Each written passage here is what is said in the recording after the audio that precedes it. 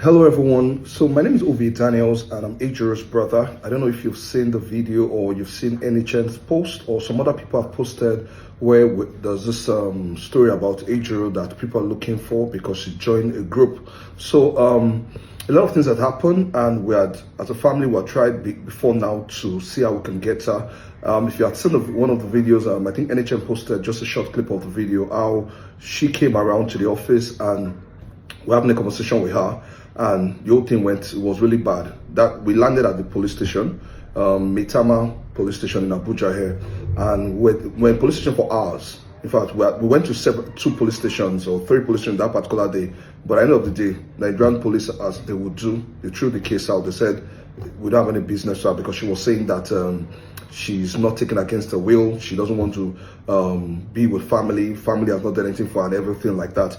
Now, I'm doing this video because I just want to add some context to it and also to say some things because I believe that we can learn from it. So, Ejiro joined this group as there was a prayer prophetic group like that, but it started with this lady Joyce Solomon. She would always post prophecies on her Instagram story, I believe, and Ejiro will be excited about those prophecies. She'll say this, she'll say that, she will mention Ejiro's name, and other people, just general prophecy. I'm sure some people saw it and people were excited about it. So one of the things I want to say to people that don't be too excited about stuff like that. Now, of course, I believe in prophecies and I know that God can speak to you through different means and prophecies are real and the rest, but a lot of people use it as a means to lure people. The Bible talks about fake prophets, so you will always expect it. So what I mean, don't be too excited about it. Test all spirit, as the Bible says, test all spirit. So I remember then Ejiro will be excited that somebody's calling her name and everything. And you know the way we all feel in church when a pastor calls your name, you're excited, like,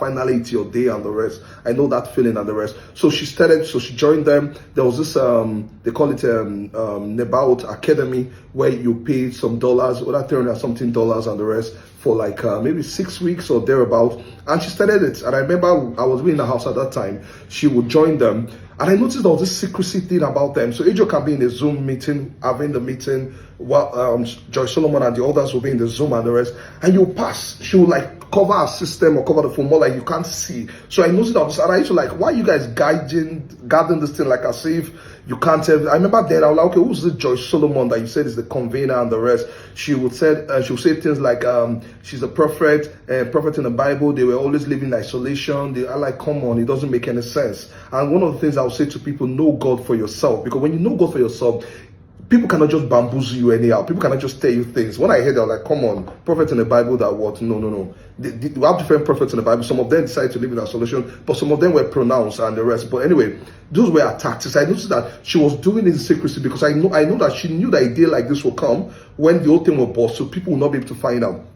But anyway, she was attending. I remember at the time she even tried to lure my wife and I for us to join her and the rest. I think there was this general on the deal. We joined, but I just felt something was off about these people and the rest, with all their tattoos and piercings everywhere and stuff like that. I just felt no, there's something off about this. But she continued. At that point, she joined genuinely because she wanted to know God. She felt like these people were giving her much more than what she had heard from where she was and everything and the rest. But I began to feel that something was off. After a while, she stopped attending the church she was attending, which was Koza. And of course, the people told her she stopped going to Koza. I think she said they told her to go to Apostle Selman's place. But after a while, she wasn't going anywhere. Apostle Selman's Koza, she wasn't going. She was not dedicating her time to this group. And they were having meetings and the rest. She joined the Nabaoith training and the rest. At that point, we just felt like something off about this, but we didn't do anything. Later, she said that she was closing her business, and if you knew her business, she was doing well. She makes clothes. She made clothes for a lot of prominent people, and she was really making good money. And she said she was going to shut down the business. I remember trying to discourage her that you don't have to shut down this business. If you're tired, if the business has been stressing you, there are better ways than the rest. Like joke, she sold the whole thing, closed it down, and she was at home doing nothing. 1 month, 2 months, 3, 4, 5, 6. We're worried. We're like, come on, something is up. And then when our rent was due, she couldn't renew the rent, and she said she was going to move out of the place. And we're like, do you really have to move out? Okay, we can find a way around it. We could pay the rent for you and everything. But at that point, she started shutting us out of it. So I was in Abuja. I was at my own place. But I noticed that she didn't even tell us when she moved out. I was like, come on, I'll come and help you move your things or even help you sell your things. But she just told us that she has moved out, she's staying with a friend, she would sort herself, that she's trying to have time with God. God will tell her what to do next. And I'm like, come on, there's something off here. You are saying God is telling you to close down your business. Now you can't pay your rent, and now you are waiting for God to tell you the next thing to do. I said, truly, God made some move like that in the Bible. God told Abraham, bring your son, everything, but there was a purpose in everything. And I said that even if it is, the Bible says you must be busy doing something. But at that point, she wasn't listening again, because those guys were already speaking, influencing her and the rest. So that's how she cut off. But then I noticed that she hardly would pick call. She would not come when family were gathering together to do something and everything. And one particular day, I can't remember how we just suspected that. I'm sure that Ejiro really moved out of that house and she's no more staying there. So one of my older sister and I, we went to that place in Abuja where she was staying in Jai, and we went to the house, and lo and behold, we found somebody else staying in the house. There was this guy called Tai, and I'm going to mention names because I want these people to come and speak out also, state their involvement, or tell the whole world I was part of them. Maybe I was deceived, I'm no more there, because I feel that some of these people, they hold some clues to us finding out who Ejiro are some of these people. So this guy they called Tai, I've forgotten his son, maybe I put his picture on this video, and we met him with his wife and I think one of a child or something living in the house. So at that point I was like, okay. And amazingly, Ejiro's things were still intact. I'm talking about every single thing, our TV, our chairs, every single thing. We didn't go into the bedroom to know if anything, but everything, like as if she was still living in the house. So I said, okay, we're looking for Ejiro. Who are you and the rest? And I introduced ourselves, we're Ejiro's sibling. And the guys said they're friends, they're members of that group, that Nabaoith Heart Ministry, and that do the Nabaoith Academy. I'm like, okay, so how come you're here? And the guy said that he came to Abuja to do something, and he needed a place to stay. And Ejiro said she had a place to stay, and the guy could come stay there. He didn't add the like, I don't understand. Ejiro told us that she had moved out of the house. She's going to stay with a friend somewhere else. She didn't tell us. How come you're the one staying here? And at that time, Ejiro was not more picking our calls and everything. So at that point, I told the guys, I said, since you are communicating with Ejiro, let Ejiro know that we're looking for her, we're concerned, we're worried, what's going on. At that time, we didn't even know that things were really as bad as it's obvious today. And so the guy said he was going to reach out to Ejiro and everything. So we left. After a while, the guy said he spoke to Ejiro. Ejiro was like angry, why did we get involved in our business, blah blah blah and everything. And later we also noticed that the guy stopped picking our call. Just noticed that the guy just didn't want to pick call again and the rest. So I remember speaking to the caretaker about it and everything, and the caretaker was like, truly, she was even wondering that Ejiro told her that this guy was her brother, that's thinking that I was the one. I said, no. How many brothers does Ejiro have? We're only two. I'm the one here in Nigeria, the other one is not in the country, so who else and everything. So the lady said, the caretaker said she even suspected that something was fishy, so she put pressure on the guy that that she want to see Ejiro, and that she didn't rent the house to the guy and everything. But cut long story short, the guy later moved out of the house. And that was how we couldn't reach the guy again. He wasn't picking his call, we couldn't find Ejiro and all the stuff.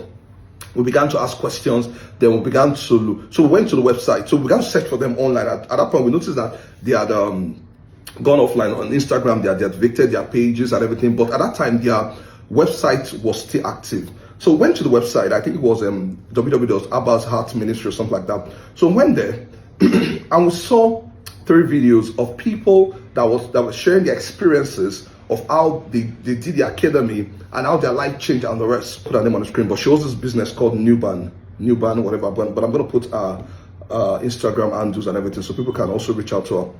My name is Stella, also known as Solutionary Stella of Nabaoith alumni, October 2023 cohort. Now I reached out to her, sent her a TM, and I saw your video on the website that you're part of these people. We can't reach you, what's going on, everything. I noticed that she did not respond to the chat. She did not even acknowledge it.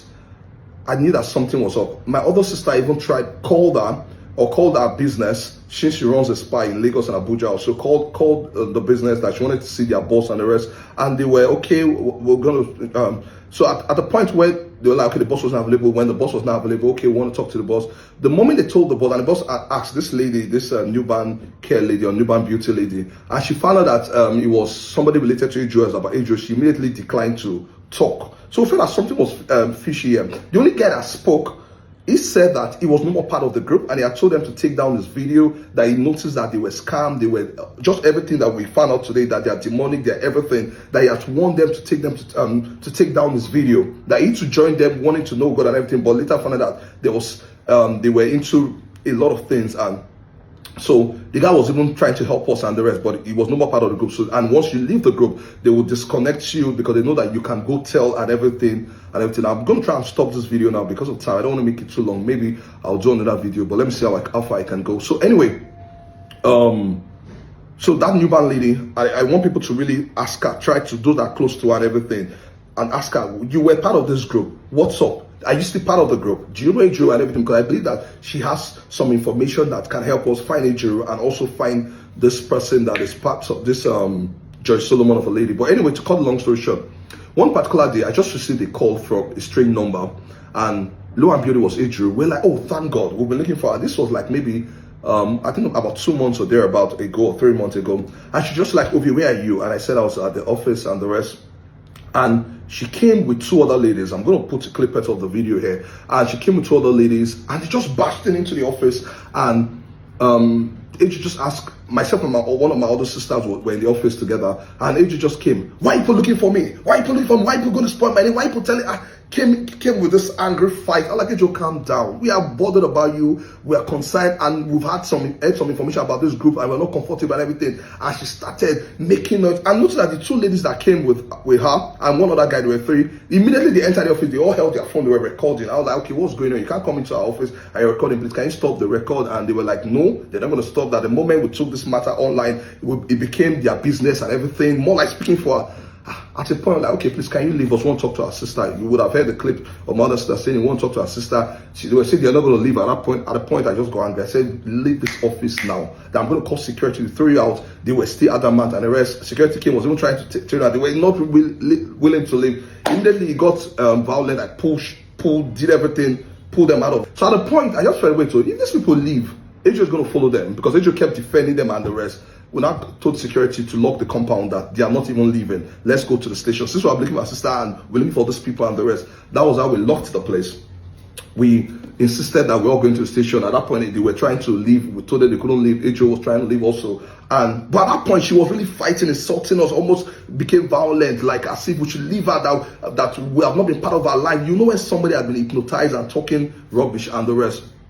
And to cut long story short, we told someone to help us get some police officers. They came from Maitama police station, and I'm going to call the DPO of Maitama, and I hope he sees this video. Told her that there's something fishy about this whole thing, and tried to make him see, but I don't know what happened, and I can't tell whether money exchangers or whatever, but I just noticed that this DPO was just hostile towards us. We're just like, we were the ones that were at fault. That why did we throw them out of the office? That from the video that they showed him, that were violent, that almost injured the ladies and everything. And like, these people came barging in. They didn't want to listen. They're like, does this Ejiro look like she's held under captivity and everything? That we should all get out of the office. I'm talking about this whole thing happened for like hours, almost 6 hours, from the office to the first station to the second file. Like 3 different police stations we went to that day. And this happened maybe like 6-7 p.m. We're still at the police station, and the DPO said we should all get out of his office and everything without even taking statement. And we're even telling him that, see, if Ejiro leaves, we're not going to see her again and everything. That these people look, that go and investigate. I've been hearing stories of different people that they've been doing the same thing too. Anyway, that was how the police dismissed all of us, and Ejiro left with them. Later, we told somebody to trace them, to just drive behind them and see. And we later found out they went to the airport that night about 8 p.m. I don't know how they even got a flight out of Lagos. And from our own investigation, found out they went to Lagos, Ikorodu, and staying somewhere that we don't know. But I'm saying this to say to everyone that the more we talk about this, you realize that a lot of people have had issues with the same people, and the more we talk about it, the more we bring different information, the more we'll be able to investigate. And I pray that the right authorities will take this up and do something. But I know that some people know this lady, or even the other ladies. There's a Fumi Obembe, one of the ladies that came to the office that day. There's one, I'm going to put their videos so people can see them. And there was a particular guy, and I'm also calling out the Tai guy, they call him Bishop Tai also. He said he's no more part of them, that he too was deceived. So okay, come out, say I was part of this group, but I'm no more part of it, and tell us what you know and the rest. But the point I'm making this video is that people, please, don't be easily deceived. I know that Christianity has to do with faith and we trust a lot, but know God for yourself. I remember telling Ejiro all this, that it was so clear that these people, they were not genuine and the rest. They will give a prophecy. And anyway, that's not just